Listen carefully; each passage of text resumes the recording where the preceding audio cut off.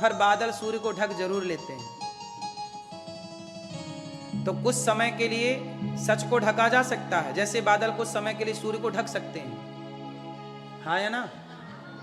ऐसे ही धर्म को, संस्कृति को, सनातन को, सत्य को, ये बॉलीवुड और मीडिया के कुछ बादल सत्य को ढक तो सकते हैं। तो हम ये चाहते हैं कि आप जागरूक इतने रहें कि कोई ढकना चाहे तो भी सत्य को ढक ना पाए, सत्य की आवाज को दबा ना पाए। इसलिए आप जनता जनार्दन को धर्म को लेकर के जागरूक होना चाहिए। सही है कि गलत है? आप लोग देखते रहते हैं चुपचाप तमाशा। नहीं मेरी माँ, पितामह ने भी तो चुपचाप तमाशा देखा था, द्रौपदी के कपड़े उतरते हुए। चुपचाप बैठे रहे तभी तो महाभारत हो गया। थोड़ा बोल दिए होते, दुशासन को खींच के 2 थप्पड़ मार दिए होते तो महाभारत ना होता। कई बार मौन रहना भी पाप हो जाता है। बोलो हाँ। इसलिए कहता हूं कि बॉलीवुड के खिलाफ, कुछ इस न्यूज मीडिया के खिलाफ जो गलत प्रचार कर रहे हैं उसके खिलाफ आपको बोलना पड़ेगा, वरना आपके संत लोग, संस्कृति इसी तरह बदनाम होती चली जाएगी। भाई गलत को आप गलत कहिए, पर सही को तो गलत मत कहिए। क्यों मेरी मां? मैं गलत करूं तो मुझे फांसी पे लटकाइए, जरूर लटकाइए, पर कम से कम सही के संग तो आपको खड़ा होना पड़ेगा, हाँ या ना। इसलिए मेरी मां, भगवान श्री कृष्ण ने जो रास रचाया वो दिव्य था। चलो बताओ, शंकर जी उस रास में आए, हनुमान जी उस रास में आए, और गोपियां। ये गोपियां कौन थी? कौन थी? वेद की ऋचाएं। जब भगवान राम सीता मां से विवाह करने गए तो वहां जितनी जनकपुर की सखियां थीं, सबने सोचा क्या राम हमें पति के रूप में मिलेंगे? तो भगवान बोले इस जन्म में तो नहीं मिलेंगे, पर अगले जन्म में हमारी गोपियां बन करके आना, इस जन्म की कामना तुम्हारी अगले जन्म में पूरी करेंगे।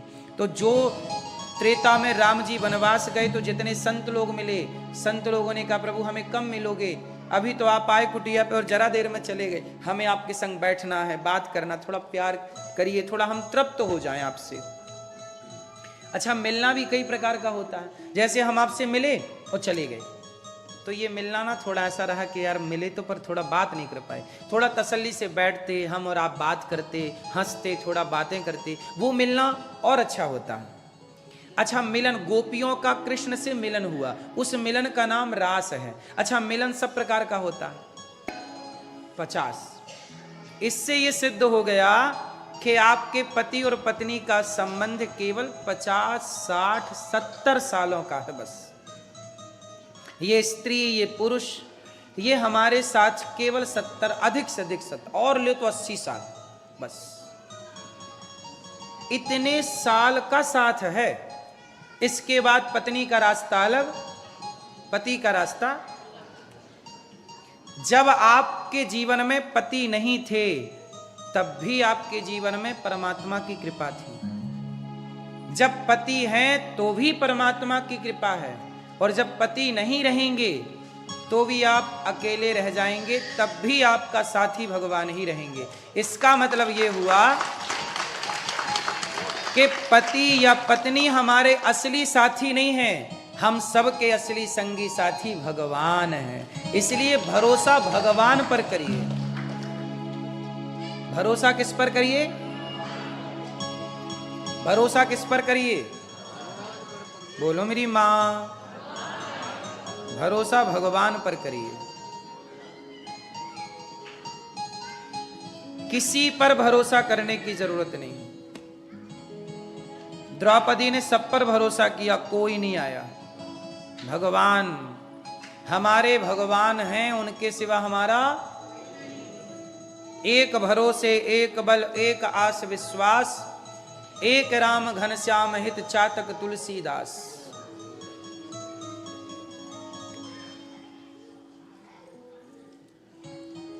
बात समझ में आई? भरोसा किस पर करिए?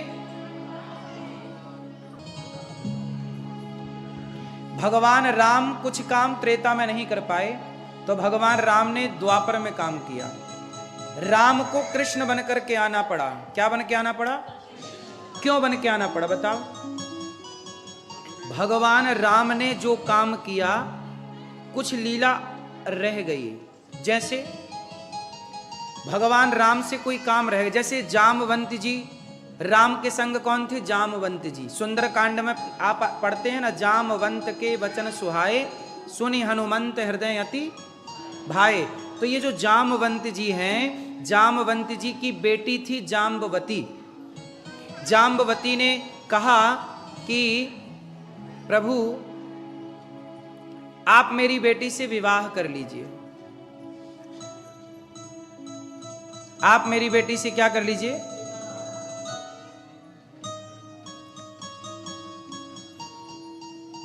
तब राम जी ने कहा कि मैं आपकी बेटी से विवाह कर नहीं सकता, क्योंकि मैं मर्यादा पुरुषोत्तम हूं, और यदि मैं मर्यादा पुरुषोत्तम हूं और आपकी बेटी से विवाह करूंगा तो मर्यादा बिगड़ जाएगी। तब राम जी ने कहा कि जामवंत जी, आपकी बेटी से मैं इस जन्म में विवाह नहीं कर सकता, पर अगले जन्म में जरूर करूंगा। जामवंत जी बोले तब तक तो मेरी बेटी बुढ़ी हो जाएगी, मर भी सकती है। भगवान बोले कि आपकी बेटी पर काल का कोई प्रभाव नहीं पड़ेगा। तो जामवंत की बेटी को वचन दे चुके थे कि विवाह करेंगे, तो उनके लिए भगवान राम को कृष्ण बन करके आना पड़ा, और भगवान कृष्ण का दूसरा विवाह जाम्बवती से हुआ। तो ये काम था। भगवान को एक लीला से दूसरी लीला जुड़ी होती है। जैसे गोवर्धन पर्वत गिरिराज जी को हनुमान जी ले जा रहे थे राम सेतु के लिए, कि वहां पे पुल बन रहा है तो उसमें रखेंगे। जब पता चला कि पूरा पुल बन चुका है, तब हनुमान जी ने गिरिराज जी को ब्रजमंडल में स्थापित कर दिया। तब गिरिराज जी ने कहा कि प्रभु राम, मैं तो आपकी सेवा के लिए सब छोड़ करके आया और आपने मुझे स्वीकार नहीं किया। तब राम जी ने कहा कि मैं अगले जन्म में गिरिराज जी आपकी सेवा के लिए कृष्ण अवतार लेकर आऊंगा। तो भगवान राम ही कृष्ण बने, क्योंकि जो काम राम जी ने छोड़ा, अर्थात कुछ अधूरा काम था, उसे पूरा कृष्ण जी ने किया। बोलो हाँ हाँ हाँ, ये सही कहा। पहले प्रेम होता है, फिर विवाह होता है, फिर विवाद हो जाता है। सही है। जबकि रिश्तों में क्या चाहिए? प्रेम हो जाएगा, समय के साथ होता, रहते रहते हो जाता है प्रेम। बात करते हैं समझदारी की। समझदारी भी ना समय के साथ आती है। आप 15 साल के लड़के को कितना भी समझदार बनाओ, पर वो टाइम आने पर ही समझदार होगा, या लड़की को समझदार, वो समय के साथ मैच्योरिटी आती है। ऐसे नहीं आ जाती कि चलो जी हम तुमको घूंटी पिला दे रहे हैं, समझदारी आ जाएगी। समय के साथ समझदारी आती है। बोलो हाँ। लेकिन एक चीज है जो रिश्तों को बनाए रखती है, और वो है सहनशीलता। मूर्तिकार जब मूर्ति बनाता है, तो मूर्तिकार मूर्ति बनाता है तो पत्थर को छेनी और हथौड़ी से तोड़ता है, और हर चोट को, मूर्तिकार की हर चोट को पत्थर सहता है। छेनी और हथौड़े की चोट खाकर यदि पत्थर टूट जाएगा तो उस पत्थर की मूर्ति बनेगी? अरे वो हर चोट को जो पत्थर सहता जाता है, वही ना मंदिर में भगवान बन के पूजता है। तो जब छेनी हथौड़ों की चोट से पत्थर टूट जाता है तो वो काम का नहीं होता। तो आप यदि रिश्तों में जरा जरा सी बातों से टूट गए तो आपके रिश्ते खराब नहीं हो जाएंगे। इसलिए जैसे पत्थर सहता है हर चोट को, ऐसे हम सबको गृहस्थ में रह के हर चोट को सहना पड़ेगा। तो जब सहोगे तो रहोगे। इसलिए गृहस्थ में चाहिए कि सहनशीलता हो। पुरुष भी सहता है और स्त्री भी सहती है। और यदि आपको सहना आ गया, 2 बात पति की, 2 बात पत्नी की, 2 बात समाज की, तो आप रह लोगे। और सहना नहीं आया तो कैसे रहोगे? परिवार में सहना पड़ता है, सुनना। आप सोचें कि नहीं मैं कुछ नहीं सुनूंगी या सुनूंगा, हो ही नहीं सकता कि आप गृहस्थ में रह लें और 2 बातें सुननी ना पड़े। संभव है? बोलो। इसलिए सहनशीलता हो। आपके भीतर क्या होनी चाहिए? सहनशील बनिए। अपनी बेटियों को क्या बनाइए? सहनशील। अपने माँ बाप ने बेटी को झूला ही झूलाया, तो कल को बेटी के सामने चुनौती खड़ी होगी तो क्या वो उस चुनौती का सामना कर पाएगी? और कौन ये गारंटी लेगा कि इस बेटी के आगे चुनौती नहीं है? कौन गारंटी लेगा?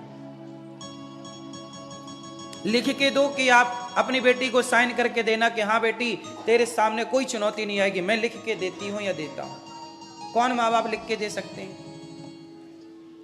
लिखा किस्मत का मिटता नहीं मिटाने से। सबसे प्रबल भाग्य है। प्रबल क्या है? भाग्य का लिखा सीता मैया को भोगना पड़ा। इसलिए मेरी मां, जैसा दामाद चाहती हो संस्कारी, वैसे अपने बच्चों को बनाओ, बेटे को बनाओ। आप चाहती हो ना कि आपकी बेटी की इज्जत करने वाला लड़का हो, तो आप भी अपने बेटों को लड़कियों की इज्जत करने वाला बेटा बनाओ। सिखाओ उसे कि वो बेटा तू भी बेटियों की इज्जत किया कर। आजकल के लड़के बेटियों की इज्जत नहीं करते। कहीं भी स्त्री नजर आई, लड़की नजर आई, उसको घूर घूर के देखते हैं। कहीं भी मौका मिला उसको गलत जगह पे टच कर लेते हैं। अब बताइए वो लड़के जो ये गलत नुक्कड़ में बैठ के गलत कमेंट्स करते हैं, गलत बातें करते हैं, गलत बोलते हैं, ये लड़के कौन है? आप में से ही तो किसी का बेटा है, हम में से ही तो किसी के बच्चे हैं। इसलिए मैं आप लोगों से बस यही निवेदन करूंगा कि बच्चों को संस्कार दीजिए, लड़कों को संस्कार दीजिए कि वो लड़कियों की, स्त्री की इज्जत करे। यदि हर लड़का स्त्री जात की इज्जत करने लग गया तो बताइए हमारी बेटी हो या आपकी बेटी हो, सुखी रहेगी कि नहीं? परेशान बेटियां उनसे हैं जो लड़के लड़कियों की इज्जत गलत तरीके से देखते हैं। अपनी बहन को तो बहन कहता है पर दूसरे की बहन को ताकता है। ये कौन सिखाएगा? इसमें लड़के की गलती है या लड़के के माँ बाप की गलती है? माँ बाप ने क्यों नहीं दृष्टिकोण दिया भाई? समाज को देखने का भी तो एक नजरिया होता है मेरी मां। रिश्तों को बेहतर करिए। एक भजन सुना था, घमंड में रहती हो। अमेरिका में यहां घमंड है कि नहीं है? बहुत ज्यादा घमंड है। जिनको ज्यादा घमंड हो उनको ना आप एक 50 रुपए का घड़ा गिफ्ट करिएगा। 50 रुपए का घड़ा। वो पूछेंगे कि भाई साहब ये घड़ा क्यों गिफ्ट किया हमें? बोले 50 रुपए का घड़ा इसलिए गिफ्ट करो। वो पूछेंगे कि क्यों गिफ्ट किया, तो आप बताना कि आप घमंड में रहते हैं, रहिए, लेकिन एक दिन आपकी राख को इस घड़े में रहना पड़ेगा। आप कितना भी घमंड करो साहब, लेकिन एक दिन आप जलेंगे जब चिता पे, तो क्या बचेगी? राख। और वो राख 50 रुपए के घड़े में समा जाएगी। लोग कहेंगे अस्थियां जा रही हैं। आप कितनी भी बड़ी गाड़ी, कितने भी बड़े बंगले में रह लो, लेकिन आखिरी में एक दिन आपको 3x6 की चिता पे जल के मुट्ठी भर राख बन के 50 रुपया के घड़े में समाना होगा। बताओ ये बात सही है कि गलत है? बोलो मेरी माँ। तो अब बताओ आप में से कितने लोग एक दिन राख बन जाएंगे? बोलो मेरी माँ। राख बन जाएंगे। तो अब बताओ फिर घमंड किस बात का है? पैसे का घमंड। कितना पैसा कमा लिया, कितनी शोहरत दौलत कमा ली। घमंड रावण का नहीं चला जिसकी लंका सोने की थी। तुम्हारे घर तो फिर भी लकड़ी के हैं।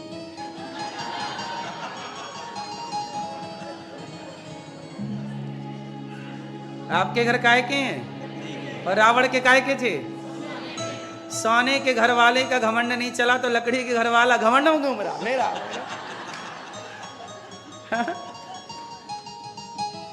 इतना घमंड किस बात का साहब? लोग जरा पैसे पा जाओ तो ऐसे ऐसे चलते हैं। ऐसे काहे चल रहे हो? आम का पेड़ झुक जाता है। जितना धन मिले, जितना पद मिले, जितनी प्रतिष्ठा मिले, उतने नम्र बनिए, उतने सहज बनिए, उतने सरल बनिए।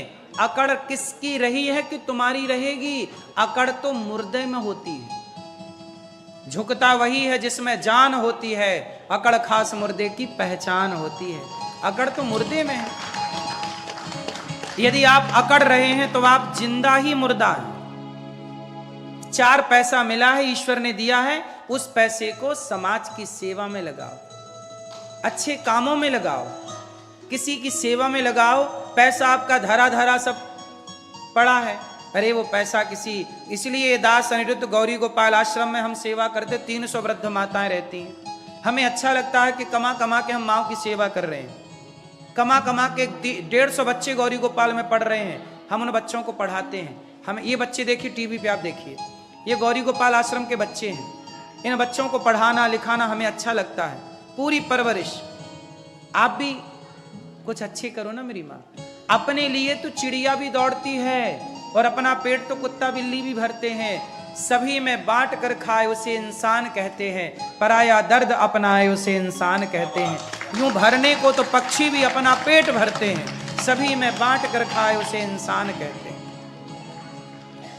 ये गौरी गोपाल भगवान है, श्री सीतारामचंद्र भगवान। हाँ, तब भगवान हमारे बारे में सोचते हैं। हम किसी के बारे में नहीं सोचते तो भगवान हमारे बारे में क्यों सोचेंगे? इसलिए तो कहा ना, भला कीजिए भला होगा, बुरा कीजिए बुरा होगा। भला करने से ना भला होगा। कुछ भक्तों ने नाम पहुंचाए हैं, आप में से कुछ भक्तों के नाम श्रवण करें जिन्होंने अपने धन को